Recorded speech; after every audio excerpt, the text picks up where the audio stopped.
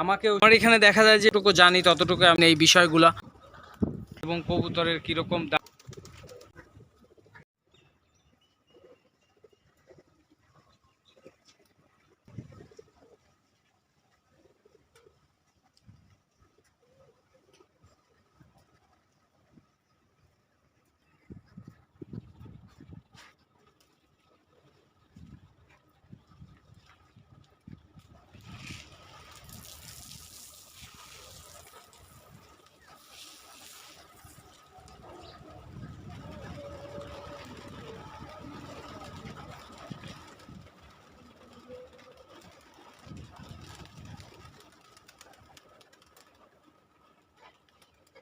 আসসালামু আলাইকুম, welcome to my Facebook blog and YouTube channel.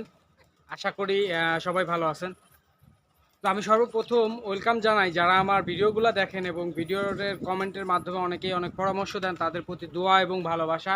আল্লাহ তাআলার কাছে সুস্বাস্থ্যতা কামনা করি এবং আল্লাহ তাআলা যেন আপনাদেরকে 5 ওয়াক্ত নামাজ কালাম পড়ার তৌফিক যেন দান করেন। আর সবাই যাতে 5 ওয়াক্ত নামাজ কালাম পড়তে পারি সেই চেষ্টাটাই করব এবং অসহায় মানুষের পাশে দাঁড়াবো এবং বন্যায় যারা ক্ষতিগ্রস্ত হয়েছে তাদের পাশে দাঁড়াইতে হবে আমাদেরকে এখন। তো আমি আজকে কিছু কথা বলতে আসছি। তো এমনিতেই আমি সচরাচর এই চ্যানেলটাতে আমি কবুতরের ভিডিওগুলো ছাড়ি।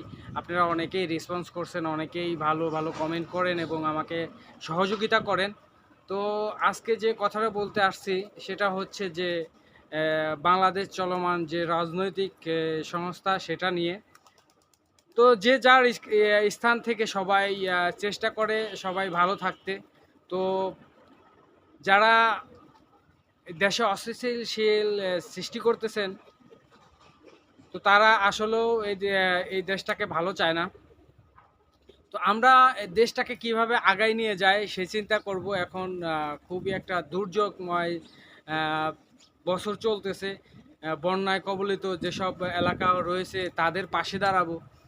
তাদের বিপদে যদি আজকে পাশে না দাঁড়াই তাহলে তো আমাদের জীবনটাই বৃথা। আসলে আমি মনে করি সবাই যার যার স্থান থেকে আপনারা যদি মানুষের পাশে দাঁড়াতে পারি অবশ্যই আমাদের জন্য সুফল আসবে। আমি যদি আজকে বিপদে পড়ি তো আপনারা যখন আমাকে পাশে নেবেন, পাশে দাঁড়াবেন, আমি অবশ্যই সেটা থেকে উপকৃত হব।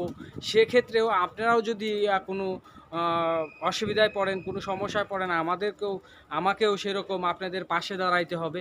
অবশ্যই এই জিনিসটা সবাই মাথায় রাখবেন। তো আমি যেগুলো সচরাচর ভিডিওগুলো করি, যে কবুতরের ভিডিও, যাই হোক আমি এ কথা আর না বাড়াই। তো এখানে যেসব কবুতরগুলো পালন করি সবগুলো কবুতরই হচ্ছে দেশাল জাতের কবুতর। আর কিছু ভালো ভালো কবুতর ছিল সেগুলা এই জুন জুলাই মাসের একটা অসুস্থতার কারণে কিছু কবুতর মারা গেছে। তো আমি যদি আপনাকে কবুতরগুলো দেখাই তো তো দেখতে থাকুন। আমার এখানে দেখা যায় যে একটু বৃষ্টি হলে এই মাঝখানের এই জায়গাটা একটু দাবা, এখানে একটু বৃষ্টি হইলেই দেখা যায় যে পানি জমে যায়। এটাও একটা ক্ষতিকারক দিক। তো এটাও ঠিক করার চেষ্টা করব।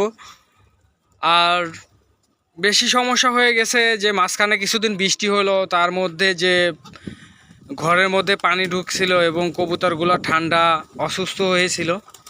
তো সেই জন্য অনেক কবুতরগুলো দেখা গেছে যে মারা গেছে। তো আপনারা সবসময় সতর্কতা থাকবেন যাতে কবুতরগুলো ভালো রাখা যায়, কিভাবে এই জিনিসগুলো চিন্তা করবেন। আর যদি কবুতর সম্পর্কে কোনো পরামর্শ দিতে চান তাহলে অবশ্যই পরামর্শ আমাকে দিয়ে যাবেন কমেন্টের মাধ্যমে। তাহলে আমি সেই জিনিসটা অ্যাপ্লাই করে কবুতরগুলোকে সবসময় ভালো রাখতে পারবো। আর যদি কেউ কবুতর সম্পর্কে জানতে চান কমেন্টের মাধ্যমে আমাকে মেসেজ করবেন। আমি আপনাদেরকে যত সম্ভব আমি যতটুকু জানি ততটুকু আমি আপনাদেরকে জানানোর চেষ্টা করব। তো শখের তোলা আশি তলা, আসলে কথাগুলো অনেকই বাস্তব। আসলে এই কবুতর পোষা অনেক টাফ ব্যাপার, কারণ অনেক খরচ, এতে অনেক খরচ হয়ে যায়।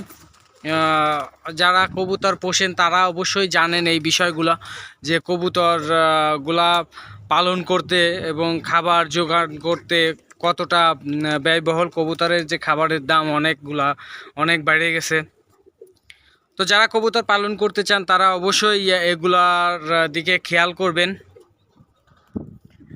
এবং বাজারে গিয়ে দেখবেন যারা নতুন কবুতর পালন করতে চান বাজারে যা জিজ্ঞাসা করবেন যে কবুতরের আদারের কীরকম দাম এবং কবুতরের কীরকম দাম সে সব কিছু বিবেচনা করে তারপরে আপনারা একটা জিনিসে হাত দিবেন।